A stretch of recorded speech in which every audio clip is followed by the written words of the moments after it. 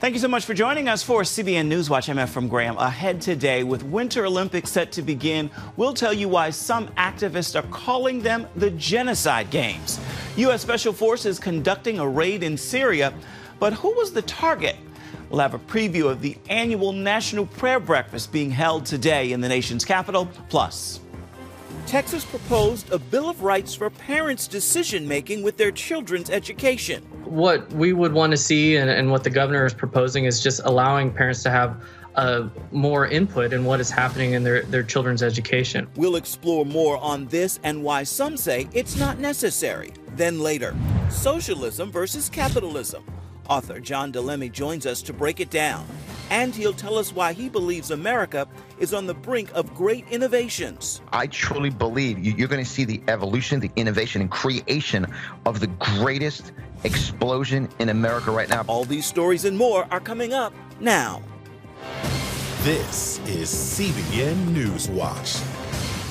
And we begin this half hour with the Winter Olympics, which open tomorrow in Beijing. Some human rights groups are calling this, quote, the Genocide Games because of China's brutal treatment of more than 1 million Uyghur Muslims and other minorities. Some athletes from various countries reportedly plan to boycott the opening ceremonies. That is according to the Washington Post. And some activists are calling for people to boycott watching the Olympics, while one organization is encouraging viewers to pray for China during these games. George Thomas has the details. They have oppressed basically every dissent in China. Wu'er Kai-shi should know. At age 21, he fled China for his leading role in the Tiananmen Square protests of 1989. Wu'er Kai-shi is also Uyghur, and more than 1 million, maybe more, of his Muslim ethnic group are being held in concentration camps in China's Xinjiang province, prompting some human rights activists to call this week's Olympics the Genocide Games. It's a country that use Olympic as a platform to show muscle to the world, while they're at the same time oppressing dissents or violating human rights within their own country. The Chinese government has denied all accusations of any human rights abuse. It creates a situation of plausible denial. It calls these concentration camps vocational training centers to eliminate poverty in the region, eliminate terror among Muslims, which is absolutely laughable. Our military has estimated 1 to 3 million of these Muslims have been incarcerated for indoctrination in these camps. The United States, along with the UK, Australia, and Canada, are staging diplomatic boycotts of the Games by not sending government officials in protest of Beijing's human rights abuses. We must show that the United States is an unyielding and unapologetic advocate for human rights and unafraid of speaking the truth and upsetting General Secretary Xi and his Communist Party thugs. Activists are urging athletes and sponsors to speak out during the Games. Your silence is their strength. This is what they want more than anything.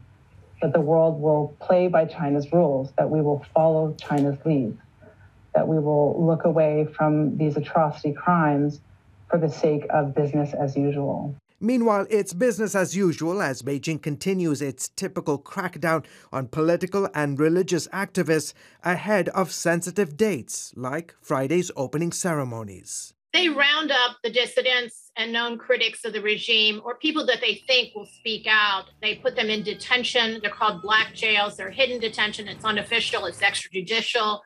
And they do that as a preemptive strike so that there is no opportunity to protest. With the eyes of the world turning toward Beijing, Voice of the Martyrs is launching PrayForChina2022.com to remind people to pray for China's Christians. Christians are seen as a threat, their message is seen as a threat, and the government is doing everything in their power to keep that message from spreading. China's President Xi Jinping has severely suppressed religious freedom in recent years, especially going after Christians. China sits at number 17 on Open Doors' World Watch list of the 50 most dangerous countries for Christians. China is using a blanket of surveillance monitored by artificial intelligence to watch the movements of people of faith. It's even using facial recognition to monitor those who enter places of worship.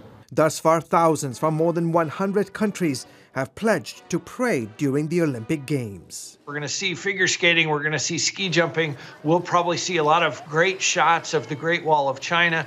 We want every one of those things to be a reminder, hey, I have Christian brothers and sisters in China who are suffering because of the name of Jesus Christ. This is a great time to pray for them. George Thomas, CBN News. Turning to the Middle East now, U.S. Special Forces carried out a large-scale raid in northwestern Syria overnight. The Pentagon described it as a successful counterterrorism mission, and the target is believed to be an al-Qaeda leader. President Joe Biden is expected to make an announcement today.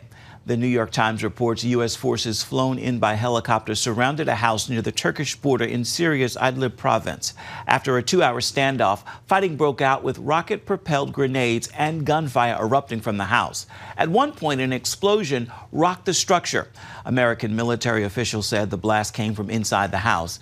An eyewitness who went to the area after the battle saw a woman who had apparently detonated an explosive vest inside the building. 13 people, including women and children, reportedly died. There were no American casualties. Back here at home, a major winter storm with millions of Americans in its path brought a mix of rain, freezing rain, and snow across the country, with states from Maine to Texas in its path.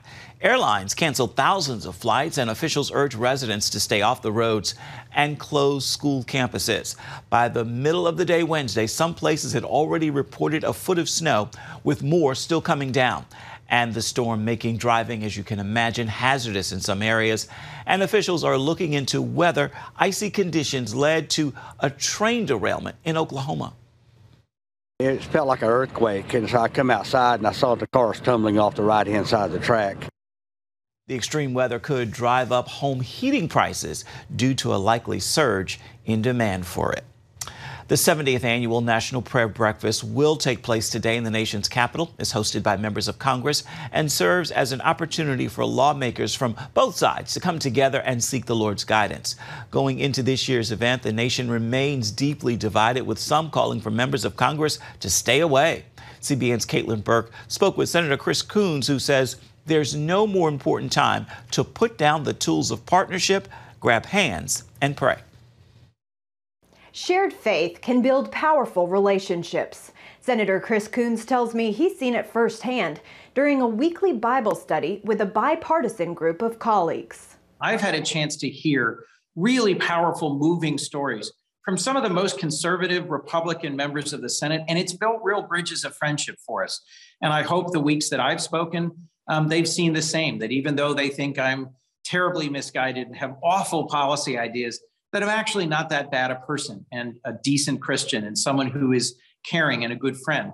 While a similar study group meets in the House, the prayer breakfast is a chance to bring in the rest of the country. My prayer is that we would still the noise, the anger, that we would make quiet our hearts and make space in our lives for that which moves us, grounds us, inspires us, and allows us to see the divine in each other. President Biden will speak in person at this year's event after having to appear virtually last year. As the pandemic continues and many Americans struggle with grief, Coons says he believes the president's most powerful testimony is that of staying faithful through great personal tragedy. When he was a brand new, young, promising, newly elected senator, to lose his wife and daughter just before Christmas in a terrible car accident. And just a few years ago now, when he was vice president, he lost his beloved son, Beau, whose birthday will be this Thursday, the day of the prayer breakfast. He connects with people who are living through grief. He found a way to turn towards God, not away from God, even in one of those moments of loss that just makes millions of people question, why go on? Why should we endure this suffering? Meanwhile, some critics on the left are calling for members of Congress to stop participating in the National Prayer Breakfast. The Freedom from Religion Foundation is sending letters to lawmakers, connecting the breakfast to the January 6th Capitol attack and raising concerns about the dangers of Christian nationalism. Frankly, at the end of the day, if we're going to have a robust, wide open global prayer breakfast, there will be people with whom we disagree. That's part of being human. I'd rather have a genuine celebratory annual prayer breakfast than say, I'm going to refuse to go if there's a handful of people with whom I deeply disagree. Brian Stevenson, author of the best-selling book Just Mercy, an inspiration for the film, will be this year's keynote speaker. Stevenson is also the founder and executive director of the Equal Justice Initiative, a human rights organization committed to ending mass incarceration and challenging injustice. Caitlin Burke, CBN News. Coming up, the Lone Star State is pushing for a parents' Bill of Rights in their children's education. Parents should know exactly what is being taught and what is not being taught in classrooms. Along with that, we'd also like to see financial transparency. We'll have more on that story when we come back.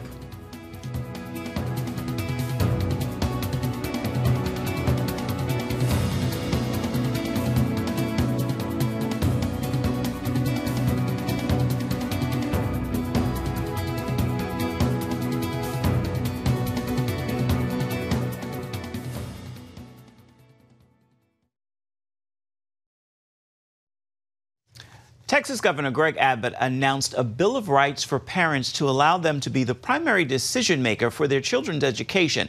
But a teachers union chief says it's not necessary. For a closer look, our senior national affairs correspondent talked with the president of the Texas Public Policy Foundation about the push for parents' rights in the Lone Star State. And we're joined now by Greg Sindelar of the Texas Public Policy Foundation to learn more. Greg, thanks so much for joining us. Happy to be here. Thank you for having me. Well, it's really interesting. There's a lot of talk right now in Texas about parents' rights, about the governor's proposed Bill of Rights, which would allow parents to apparently do more or have more access than they do right now. How do you see this Bill of Rights affecting parents in Texas? What would it allow them to do that they can't right now? Yeah, that's a great question. And I think, maybe a silver lining of the pandemic has been that parents have had sort of an awakening as to what is happening in classrooms, things that they were not aware of. And so what we would want to see and what the governor is proposing is just allowing parents to have more input in what is happening in their children's education, which I think all of us as parents, myself included, as the number one steward and stakeholder in their children's education. So that's what we're looking to do, and I think that's what would allow this Bill of Rights would allow to happen. Yeah, and you, of course, have put parents' rights at the top of your foundation's legislative agenda. Why in particular are you putting it at the top? Yeah, well, what we're seeing happening in Texas is we're losing a whole generation of kids. Currently, almost 60% of kids are behind in reading and 65% are behind in math. And if we don't do something quickly to allow for better student outcomes, then we know that within a few years, 95% of them will never catch up. And so it's imperative, and we have a moral obligation to do something now to save this whole generation of kids. It's that important. Yeah, I can only imagine as a parent what it is like to be living through this pandemic with your children and to be seeing their education not what you would like it to be. With respect to your legislative agenda, what specifically would you like to accomplish? Well, first, we would like to see curriculum transparency. Parents should know exactly what is being taught and what is not being taught in classrooms. Along with that, we'd also like to see financial transparency. Where's the money going in these schools? A lot of times, as parents, we don't even know how much is being spent on athletic budgets and versus what's going into classrooms and teaching kids. Second, we want to ensure that children are receiving a quality education, right? So not only are they college or work ready, but they're life ready. And what we're seeing is a lot of kids are being taught diversity, equity, and inclusion things for hours on end, but they're not being taught writing, arithmetic, and reading. And so we need to ensure that those outcomes are better. Third, we need to respect parents, and they need to be part of the process, part of with the administration and the school boards of defining what is the best outcome for their children. This isn't one size fits all. And lastly, it would come down to choice. If these things are not being met, then parents should have some agency in what happens with their child. And if their school cannot meet that, if they're being bullied or they're falling behind, then they should have more options as far as where they send their children. All right, and we just have about 30 seconds left, but I want to ask you with respect to the transgender movement. There's a lot of parents who are concerned that if their child identifies in that way, that they will be left out of the loop by school officials or healthcare workers. Does your legislation address that at all? Absolutely. That would be part of the transparency. You know, we've seen here Round Rock ISD recently had an issue where they were encouraging, they apologized for it, but they were encouraging people not to tell parents if their kids were having gender issues. And that is absolutely against what we stand for. We think any decision affecting a child, a parent should be at the forefront of that. And so that would absolutely be something we would be looking for in legislative changes. All right. Well, a really interesting time to be a parent and to be a legislator trying to help parents. Greg Sindelar with the Texas Public Policy Foundation. Thanks for your insights. Yeah, thank you so much. Still ahead, a battle between socialism and capitalism. An author joins our Gary Lane to break it all down right after this. Capitalism or socialism? One Gallup poll shows 65% of Democrats hold a favorable view of socialism, while only 14% of Republicans think it is the way to go. Appearing on this week's episode of The Global Lane, author John Di Lemme says despite those findings, he believes America is on the brink of the greatest moment ever when it comes to ideas, creation, and innovation. Even as you read those numbers from the Gallup polls, you kind of saw my face. I was like, just gritting my teeth. Like, there's no positivity from socialism. It's total manipulation of one's talent. You know, God gives us talents to create, prosper, earn income, be able to tithe and bless others. Socialism just manipulates and shuts people's potential down, and it's ultimately a control factor. They want to control people's potential. Capitalism is why this country was founded upon. This country, everyone came to America to develop, prosper, build, and take God's given talents and prosper and earn income and provide for the family. And even the 14% of the Republicans, I don't know who they are. They're probably the rhinos, because there's not one aspect of socialism that works. It shuts everything down. It's free. Everyone gets a trophy. Everyone loses, but the big-time politicians. It's a complete scam. Yeah, they get richer and richer. Now, you list 3 reasons socialism destroys our ability to prosper in life and business. How does it steal opportunities and manipulate and control minds? Give us some current examples here, John. Sure. You see what happens right now when the pandemic hit. What did they do? They went into lockdown to shut down small businesses. 94% of America is 10 employees or less, small business entrepreneurs. And socialism steals opportunities, because an opportunity is the ability for someone to earn income and prosper. And what happens is, if you can't run a business, operate a business, open up a business, and give service to a customer and give service to a client, you can't prosper. You know, I always take socialism as kind of like the scripture John 10:10. That socialism comes to steal, kill, and destroy, which is the devil. God comes to be able to prosper you and give you an abundant life, which is capitalism. Which capital is something in your mind. It's a dream. It's a vision. It's an idea. That's capital. It's an asset. And I get real passionate about it, because ultimately capitalism gives you the opportunity to innovate. And I believe right now we're in the greatest times ever. You're going to see, Gary, in the next 2 to 5 years, the greatest move of ideas, innovation, creation ever. Creativity is God's secret weapon against the enemy. You write that socialism turns people from being givers to getters. You mention in the Bible that we're reaping what we sow. Explain. That's right. I mean, that's the ultimate negative result of socialism. There's not one person that receives a stimulus check and says, you know what, I'm going to tithe on this. Wow, look what came in the mail. I'm going to tithe to my church.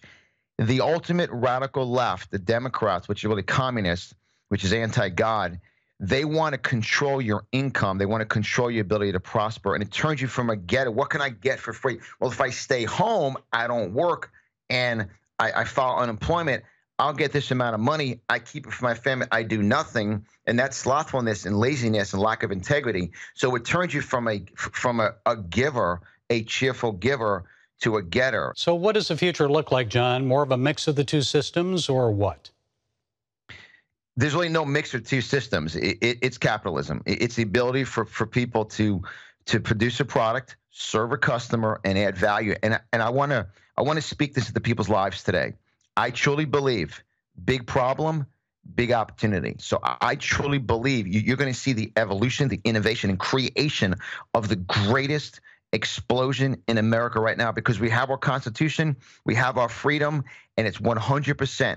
We live and breathe in America because it's the only place in the world you can produce, you can dream, you can have a vision, and you can earn income. And ultimately, God is looking for those that will step out in faith. That will, faith doesn't make sense.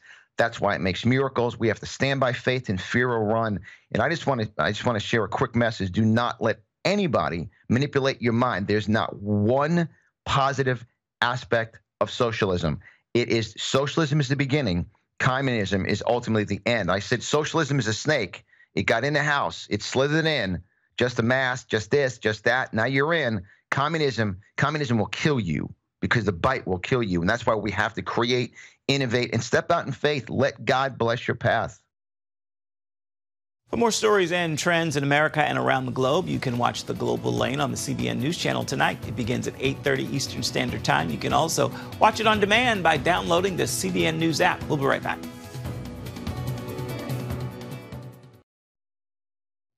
The Acts 29 network continues its mission to plant churches around the world. The organization announced a new initiative that will give up to $50,000 for churches that started through the sponsorship this year. $25,000 will be given for startup costs, while another $25,000 will be awarded once the established church reaches a certain funding benchmark. There are about 724 churches around the world in the Acts 29 network right now.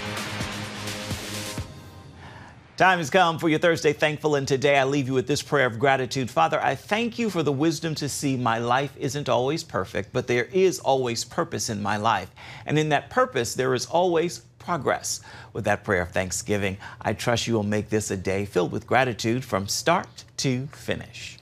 That will do it for this edition of CBN Newswatch. Remember, you can always find more of our programs on the CBN News Channel or online anytime at cbnnews.com. Also, we'd love to know what you think about the stories you've seen here today. Email us, newswatch@cbn.com. And of course, you can always reach out and touch us on Facebook, Twitter, and Instagram. We really would love to hear from you. Make this a thankful Thursday. We look forward to seeing you right back here, same time tomorrow. Goodbye, everybody, and God bless.